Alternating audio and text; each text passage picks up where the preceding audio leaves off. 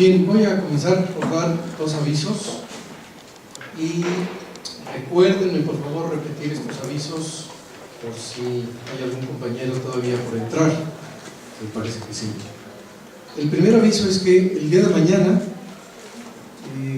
está indispuesta de asistir a su sesión la doctora Ana Bella Pérez Castro. Entonces, mañana no hay clases. Dicho. Y la siguiente sesión es el jueves 3 de abril con el doctor Gabriel Burdín, como está anunciado en el calendario. Esto de la imposibilidad de la doctora, pues lo acabo de saber antes de entrar al auditorio. Mandaré una nota para, pues, eventualmente. Les recomiendo, eso sí, por favor, constantemente estén revisando la página. Puede haber una situación como esta de imposibilidad de alguno de los colegas que nos mueva una fecha, cambiar alguna actividad, en fin. Y entonces, por favor, Oscar, ojo, oreja, mañana no hay clases, ¿sí? Por disponibilidad de la doctora Ana Bella Pérez Castro. Y ella, para el martes 8, sí, tiene ya, bueno, pues, según me informó ella misma, el propósito, pues, de tener una sesión intensiva. Habrá que desayunar bien esa mañana. Por lo pronto, por favor, entonces, el día de mañana no se presenten, estén atentos a la página para los elementos, pues, que se van a estar subiendo, lecturas, materiales, etc. Ese es un mensaje. El segundo, se anunció, posiblemente no todos hayan visto el mensaje, el cambio del día del examen. Inicialmente teníamos considerado el 30 de abril, miércoles, pero las autoridades universitarias propusieron la realización del segundo informe de la dirección de este instituto, de la doctora Cristina Omiche, que estuvo hace rato con nosotros, precisamente para ese día durante las horas del examen. De manera que el examen se adelanta para el martes 29 de abril. Tomen nota, por favor, esto se anunció ya en la página, pero pues en función de estar precisando este cambio. Es la razón, se hace uso de este auditorio por parte de las autoridades y lo anticipamos aquí mismo, el examen a las 10 el día 29 de abril. Y recuérdenme, por favor, de veras, antes de salir, dar el aviso. Bien, la parte que sigue de nuestra sesión, fíjense muy bien lo que les voy a decir. Es una parte informativa que no va a ser central para la evaluación del curso o eventualmente las lecturas del nivel de doctorado. Ustedes, por lo que corresponde a lingüística antropológica, van a recibir 2 sesiones la última semana con la doctora Marcela San Giacomo y el maestro Leopoldo Baliñas, y lo que ellos expongan, eso sí va a ser de peso para el examen. Son los componentes teóricos aplicados en parte a la temática que hoy vamos a ver, repito, principalmente de orden informativo. Tómenlo como tal, no es a lo que se le va a dar mayor peso en el examen, sino a los aspectos teóricos que aborden los 2 compañeros lingüistas que se presentan 22 y 23 de abril, lunes y martes de la última semana del curso.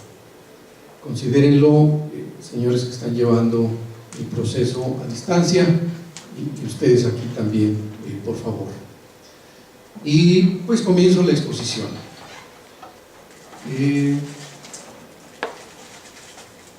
El que hace rato se haya reportado 0 respuestas a la opción de dialecto, pues es muy buena.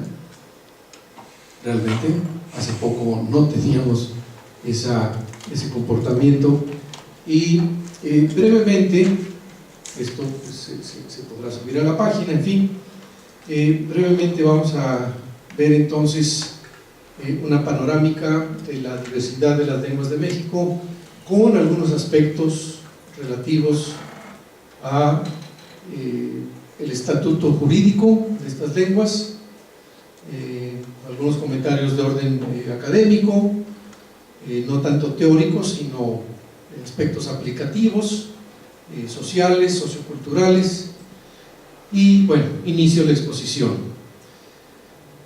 Existe una ley, la Ley General de Derechos Lingüísticos de los Pueblos Indígenas, que refiere en su artículo 14 a la creación del Instituto Nacional de Lenguas Indígenas.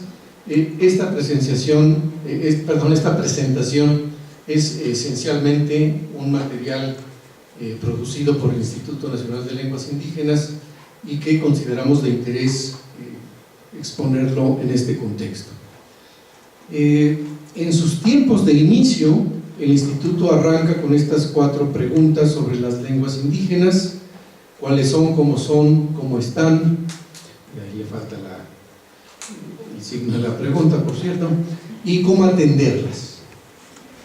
En esta lámina vemos en términos muy generales cuáles son los elementos con los que se aborda cada una de estas cuestiones.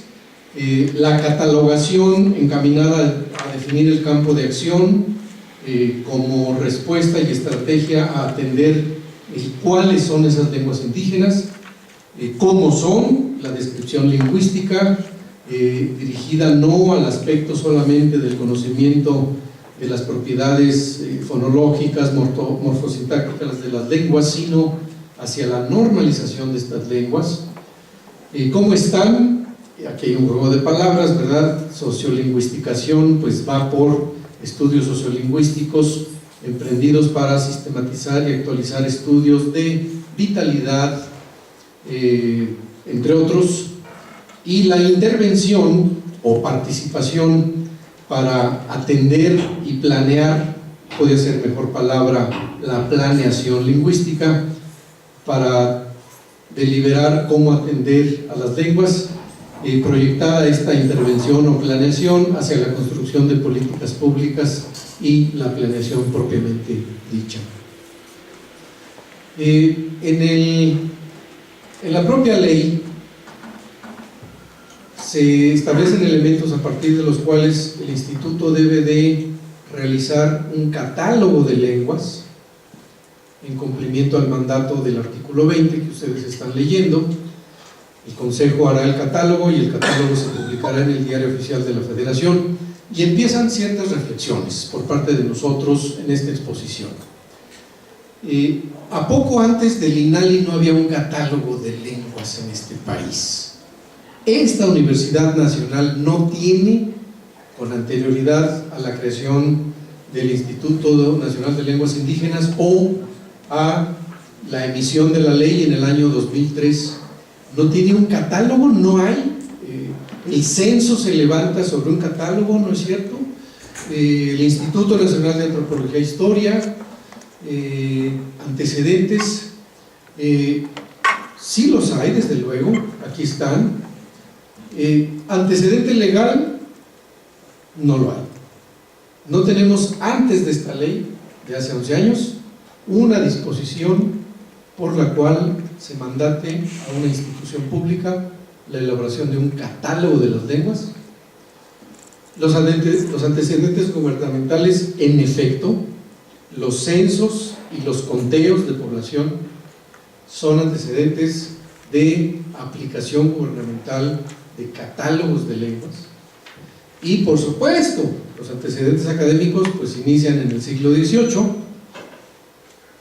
al menos con una perspectiva con la que ahora podemos referir a un catálogo de lenguas, con los trabajos derivados de la estancia de jesuitas no solo en México sino en todo el mundo. En el siglo XIX figuras como Orozco Iberra, Antonio Peñafiel, Francisco Belmar, y en el siglo XX estos señores, entre otros, pues trabajaron desde el punto de vista académico un catálogo de las lenguas indígenas. No obstante, las características de estos catálogos, como los antecedentes académicos y aún los antecedentes para la aplicación práctica por parte de instituciones como el INEGI para los censos, no tienen las características de catálogos que, esto es muy importante, observen la manera de aprovechar ese catálogo al cumplimiento de derechos lingüísticos. Esto es fundamental. Repito, los catálogos académicos, el catálogo usado por el INEGI, tienen una validez, por supuesto. Sin embargo, no se elaboraron en la óptica de ser instrumentos que ayuden a cumplir derechos lingüísticos, componente que sí considera la Ley General de Derechos Lingüísticos, y el instituto comienza en dos fases: 2005, una obra de carácter cartográfico, y 2006-2007, la obra de carácter catalográfico propiamente dicha. Esto es un ejemplo de los mapas que salieron, el catálogo de lenguas indígenas mexicanas, cartografía contemporánea de sus asentamientos históricos, fase 2005. Se emitieron 152 láminas de gran formato, donde están retratados los asentamientos que, de acuerdo con el censo del año 2000, si se hace en el 2005, pues la obra base demográfica fue el censo del año 2000, y estos son los resultados. Y en la fase 2006-2007 se publica, como está mandatado en el Diario Oficial de la Federación, el catálogo de las lenguas indígenas nacionales. Ojo, variantes lingüísticas de México con sus autodenominaciones y referencias geoestadísticas. A esto me voy a referir, y es una publicación de hace poco más de 4 años. Un texto de 256 páginas. Se escuchaba, ¿verdad? Ah, no, pues el catálogo, no, pues va a salir una página, ¿verdad? Ahí, no, en función de que lo que puede, hasta antes de este ejercicio, considerarse catálogos válidos, repito, no contemplaban el componente de ser instrumentos para garantizar los derechos lingüísticos que reconoce la Ley General de Derechos Lingüísticos, precisamente. Aquí tenemos los dos primeros resultados de esta catalogación, y qué enfoca cada obra, tomando como ejemplo el otomí. Pues si tenemos arriba la presencia en el año 2000 de los pueblos de habla otomí, del lado izquierdo tenemos los 11 mapas que se requirieron para literalmente mapear el territorio histórico donde se declara hablar el otomí actualmente, en la cartografía 2005, y del lado del catálogo 2006-2007, la diversidad lingüística, la diversidad lingüística que corresponde a el otomí. Y aquí, amigos míos, tenemos una diferencia muy importante respecto de los trabajos académicos, repito, y lo que el instituto comenzaba a insertar en este ejercicio clasificatorio y catalográfico de las lenguas, porque generalmente pensamos que el otomí es una lengua más o menos con la uniformidad que tiene el español, si es que consideramos al español absolutamente homogéneo, cosa que ahorita podemos hacer ejercicios interesantes para demostrar que no es así. Y bueno, viene un ejercicio de zonificación y otro donde se dice, cuidado, si hacemos libros de texto con esta variante, los otros niños de las otras variantes no van a aprovecharlos de la misma manera. Sí, Capacitamos a un intérprete traductor para la justicia que proceda de esta región. Los victimados, las personas que requieran de una ayuda de interpretación, de traducción de las otras variantes, no van a tener la misma fluidez, comprensión, y esto es ya un terreno de derechos lingüísticos, no solamente decir que las familias de lenguas otomangues tienen como una de estas al otomí, hasta donde llegaban en general los catálogos académicos del siglo XX. Siguiendo con el otomí, por cierto, el Instituto Nacional de Lenguas Indígenas no fue el primero en advertir la necesidad de zonificación.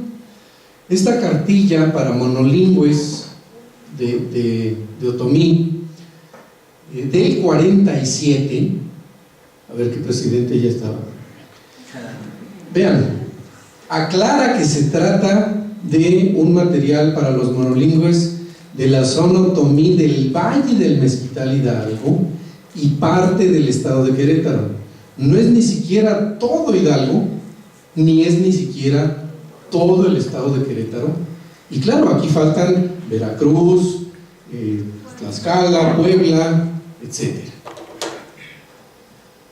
Avanzando sus respectivos trabajos, la Dirección General de Educación Indígena emite, por ejemplo, y es sensible para algunos casos, el que adentro del mismo estado de Hidalgo se emitan dos libros diferentes para la variante de Tenango de Doria, que comparte aspectos con la Veracruz, y para la variante del Valle del Mezquital, que aún siendo de la misma entidad, no tienen la misma comprensión, es otra variante. Esto avanza y tenemos, por ejemplo, hoy en día que están reconocidas una variante de Hidalgo, una variante del Estado de México y una de Tolimán, Querétaro. Faltan variantes por incluir, pero bueno, hay un proceso de cobertura, ampliación de cobertura diferenciada por las variantes. Repito, el Instituto Nacional de Lenguas Indígenas no es la primera institución que advierte la necesidad de satisfacer en la variante correspondiente a la población, pero sí es la primera que propone una estrategia generalizada para lenguas que se consideraban unitarias y que no se requiere de un ejercicio de identificación de variantes. Bueno, nosotros, avanzando en esta exposición, sabemos que la diversidad de lenguas en el mundo se estima en unas 7,000, aunque el ritmo de extinción está impresionante. Se estima que si se conservan las mismas tendencias de estos primeros años del siglo XXI, la mitad de las lenguas se extinguió dentro de 86 años. O sea, cuando termine este siglo, dentro de 80 y tantos años, a mí me tocó todavía decir dentro de 100 años, ¿verdad? No, pues ya va el tiempo y no perdona. Se extinguirán, dejarán de hablarse más o menos la mitad de estas lenguas.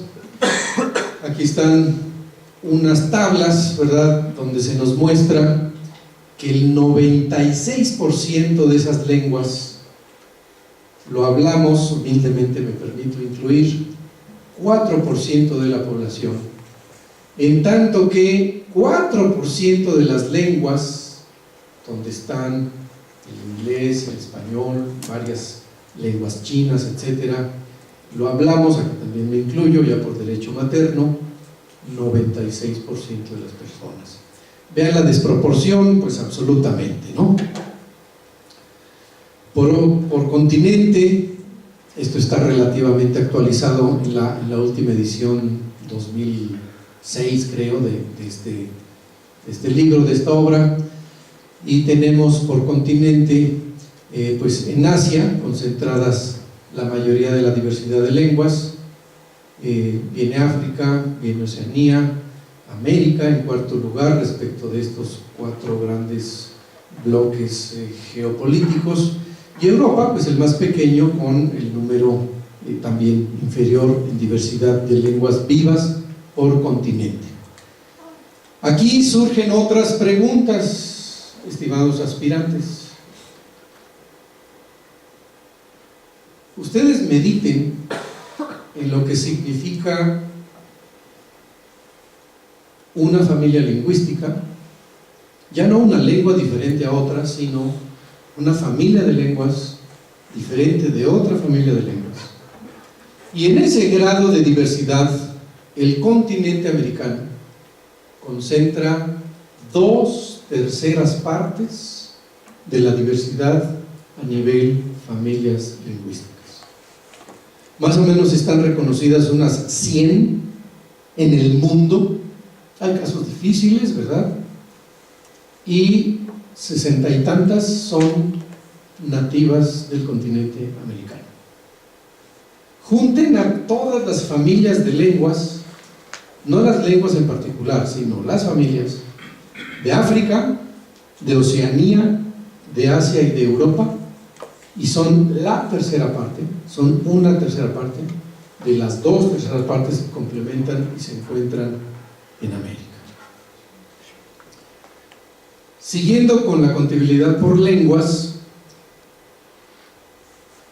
3.500 lenguas aproximadamente se hablan en estos 8 países.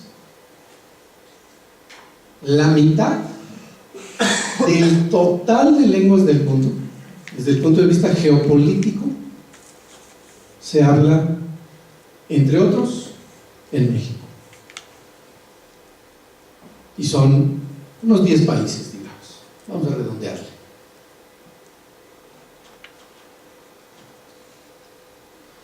Dentro de esa panorámica, entonces, el catálogo del INALI ofrece una forma alternativa de concebir, categorizar y hacer referencia a la diversidad lingüística originaria de México, donde intervengan dentro de esta forma alternativa de concepción, categorización, referencia a la diversidad, los derechos lingüísticos, así como otros niveles de diferenciación que generalmente no se contemplan. Amplío, dicha forma alternativa fue definida de conformidad con la ley de los derechos, así como las atribuciones del instituto, y representa un eje conceptual para mejorar la atención pública dirigida a la población hablante de lenguas indígenas, ¿no? Esto, pues, son componentes que otras experiencias catalográficas no tenían dentro de su perspectiva de construcción, elaboración, propuesta. ¿Qué aporta, en los términos más prácticos posibles, el catálogo a lo anteriormente realizado? ¿Cuál es la diferencia entre el uso común y la forma alternativa de considerar la diversidad que representa el catálogo? Estimamos que hay 4 elementos de diferenciación. Las unidades lingüísticas, como tales, las que se emplean en el uso común, a diferencia de las que se proponen en el catálogo, la relación genealógica entre esas unidades emparentadas en el catálogo,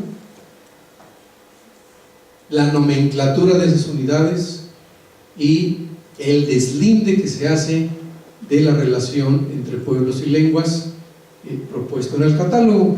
Vamos a ver cada una de estas cuestiones. Bien, en el uso común, ¿de qué unidades lingüísticas hablamos? Pues de lenguas.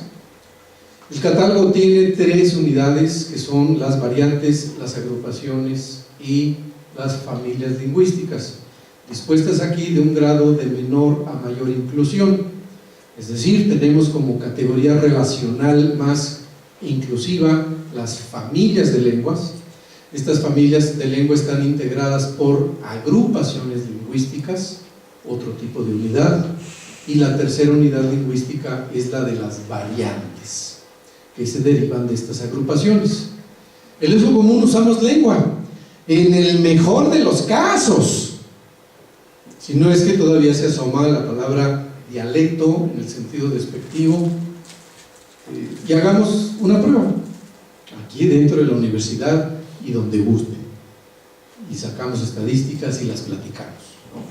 El término dialecto está arraigadísimamente presente en el sentido racista, discriminatorio de gran parte de la población mexicana, para hacer referencia a las lenguas indígenas. Y decía yo hace rato, la palabra dialecto, el término tiene dos acepciones: de orden racista, discriminatorio, que hay que evitar si es que estamos en un ánimo de apuntalar la equidad y aspirar a la inclusión, etcétera, y un término que es el uso de las ciencias del lenguaje, dialecto, para referir a formas en que se habla regionalmente, por generación o por especialización, una lengua. En ese sentido, pues tenemos dialectos del español, como el peninsular de Madrid, tenemos el dialecto del centro de México, con otra fonética, con otro, y América tiene, por supuesto, desde el punto de vista fonético, fonológico, dialectos en que se habla el español, ¿no? Entenderán que un amigo, una persona con la que hice amistad, finlandés, aprendió a hablar español en Cuba, y cuando llegó a México pues había cosas que yo no le entendía, ¿verdad? Entre lo cubano y su sustrato, ¿verdad?, de finlandés, etcétera. Esos son dialectos del español. Las formas que por su pronunciación se contrastan en el interior de un país, en las costas de un país con otro, adentro de la misma península ibérica. Hay diferencias también en el vocabulario, y sobran anécdotas, ¿verdad? Que si en Argentina y a la cajeta se le dice, etcétera, etcétera, etcétera. Vocabulario, construcciones, sintaxis, ¿verdad? Forma en que se expresan elementos ya discursivos, esos son dialectos. Y los tiene el español, los tiene el inglés, los tiene el ruso, los tiene el chino, etcétera, etcétera, etcétera, ¿no? Técnicamente, ese es un uso adecuado del término dialecto cuando lo aplicamos a elementos de diferenciación de una lengua respecto de hablarse de una forma, usar cierto vocabulario de una zona geográfica a otra, por generaciones, por especialidad, ¿no? Dialectos de especialistas, ya sea profesionistas en la esfera económica, etcétera, especialistas respecto de prácticas tradicionales como la medicina, la pesca, la obtención de recursos.